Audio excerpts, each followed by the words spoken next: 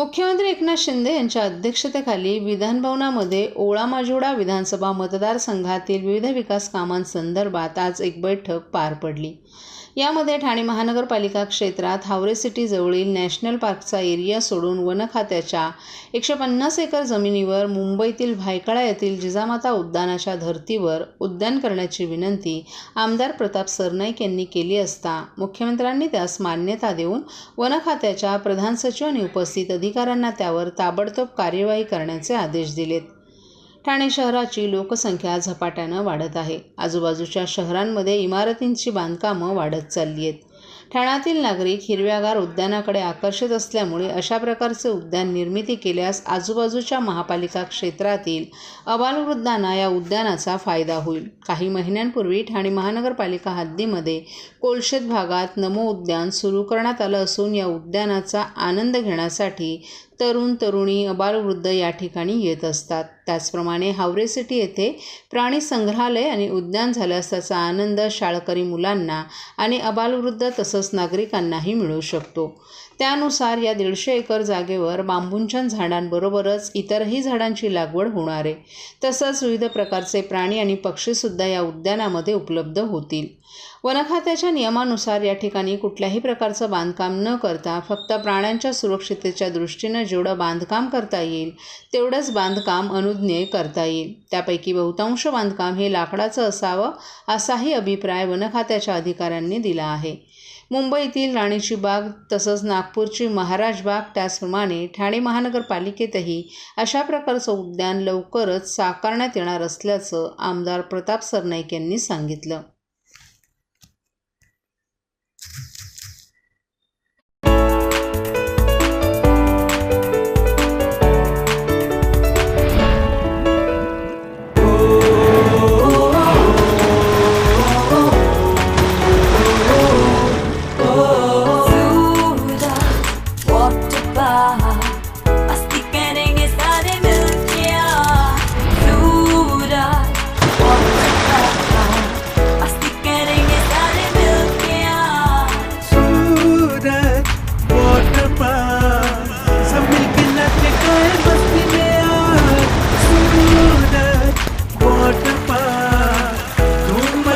सब मिलके आज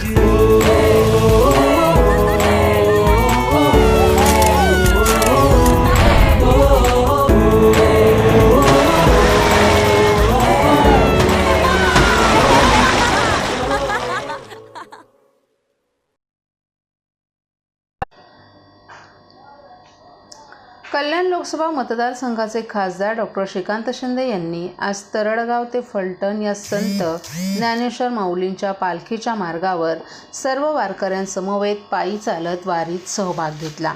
तसंच ज्ञानेश्वर माऊलींच्या पालखीचं त्यांनी मनोभावे दर्शन घेतलं।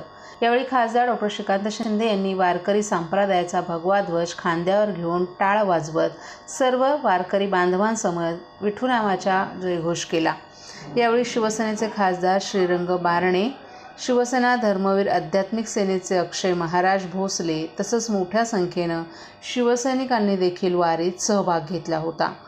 राज्यभरातून लाखो वारकरी आषाढी एकादशीच्या निमित्तानं शेकडो दिंड्यांच्या माध्यमातून विठू रखुमाईच्या नामाचा जयघोष करत पंढरपूरच्या दिशेनं मार्गक्रमण करीत आहेत।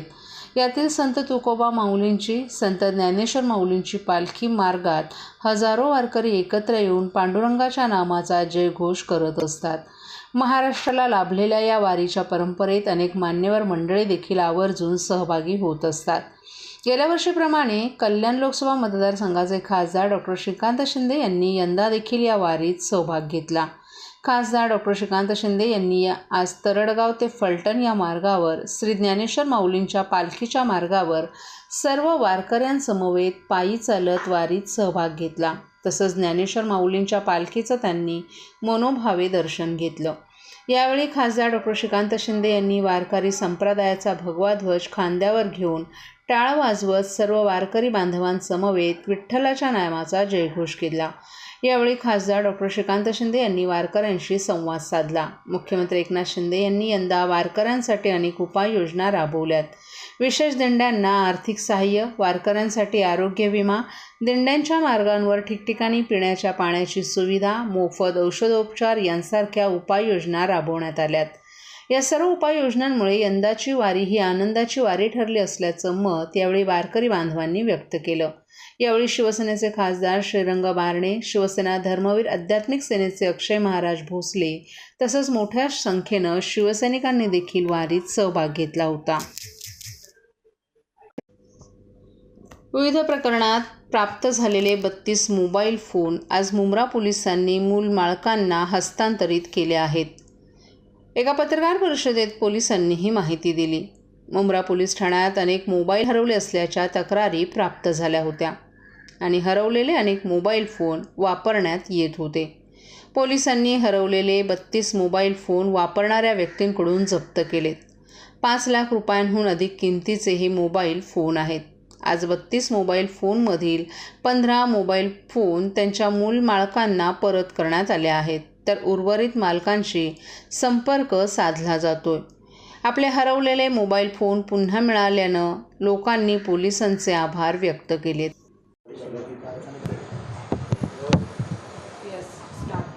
सर, मुंब्रा पुलिस स्टेशन में आज एक पत्रकार परिषद की आयोजित किया है, क्या कहना चाहोगे?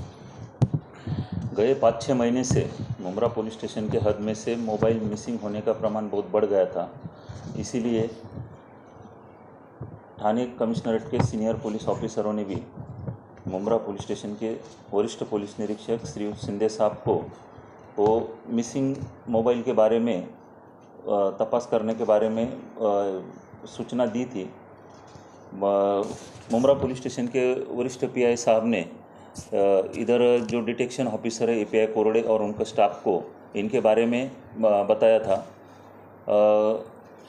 एपीआई कोरडे और उनकी टीम ने तांत्रिक विश्लेषण के आधार पे लगभग 32 मोबाइल्स रिकवर किए हैं, जिसकी बाज़ार मूल्य लगभग 6 लाख के आसपास है.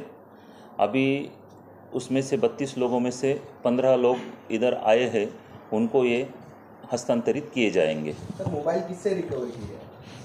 मोबाइल तांत्रिक विश्लेषण के आधार पे जो यूज करता होगा उनसे रिकवर किए हैं. सारे मुंब्रा पुलिस स्टेशन में गुना दाखिल हुए थे सर इसके ऑफेंस रजिस्टर नहीं, सिर्फ मिसिंग कंप्लेंट थी.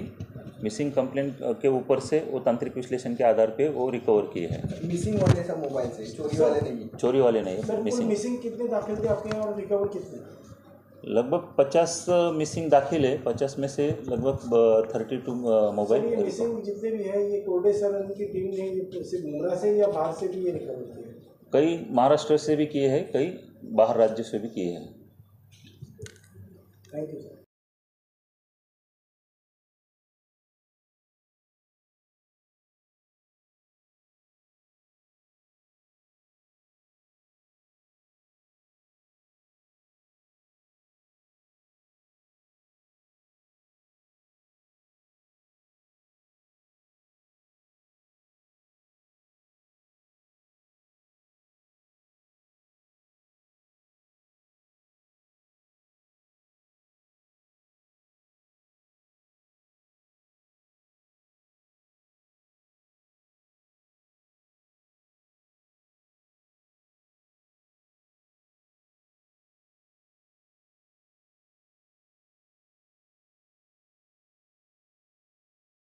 सर्व नागरिकांना आवाहन करण्यात येत आहे की सध्या डासांमार्फत पसरणाऱ्या डेंग्यू या आजाराचा प्रसार रोखण्यासाठी प्रत्येकाने पुढील प्रमाणे कार्यवाही करावी.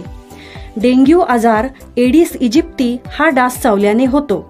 या डासांची पैदास साचलेल्या किंवा साचवलेल्या स्वच्छ पाण्यामध्ये होते. 8 दिवसांपेक्षा जास्त दिवस पाणी उघडे व साचून राहिल्यास त्यात डास अंडी घालतात. अंड्यांच्या अळ्या तयार होऊन पुढे डास तयार होतात. यासाठी आपल्या घरातील पाणी साठे उदाहरणार्थ बॅरल्स, पिंपे, टाक्या, हौद, रांजणे इत्यादी दर आठवड्याला रिकामे करून घासून पुसून कोरडे करून पुन्हा भरावे. 1 दिवस कोरडा दिवस म्हणून पाळावा. पाणी साठ्यांना घट्ट झाकणे बसवावीत किंवा जुनी साडी, चादर, धोतर यांनी बांधून झाकून ठेवावीत म्हणजे डास त्यात जाऊन अंडी घालणार नाहीत. घराच्या गच्चीवर, आजूबाजूला, अंगणात कोठेही पाणी साचू देऊ नये. भंगार सामान उघड्यावर टाकू नये. उदाहरणार्थ टायर्स, प्लास्टिक सामान, कुंड्या, टाकाऊ वस्तू इत्यादी. अशा सामानात पावसाचे पाणी साठून त्यात डेंग्यूच्या डासांची पैदास होते. घरातील कूलर्स, फ्रीजच्या पाठीमागील ट्रे हे देखील वेळोवेळी कोरडे करावेत. लक्षात ठेवा, नुसत्या फवारणीने डास घनता कमी होत नाही, तर त्यासाठी डास पैदास ठिकाणे नष्ट करणे ही आपल्या सर्वांची जबाबदारी आहे. कोणताही ताप अंगावर न काढता जवळच्या शासकीय रुग्णालयात मोफत औषधोपचार घ्या. अशा प्रकारे नागरिकांनी सहकार्य केल्यास डेंग्यूचा प्रसार रोखणे सहज शक्य आहे.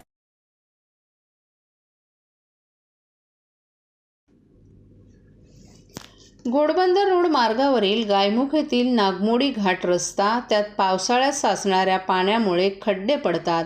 परिणामी वाहतुकीची कोंडी होते. ही कोंडी फोडण्यासाठी सार्वजनिक बांधकाम विभागानं घाट रस्ता मार्गावरील चढण कमी करण्याचा निर्णय घेतलाय.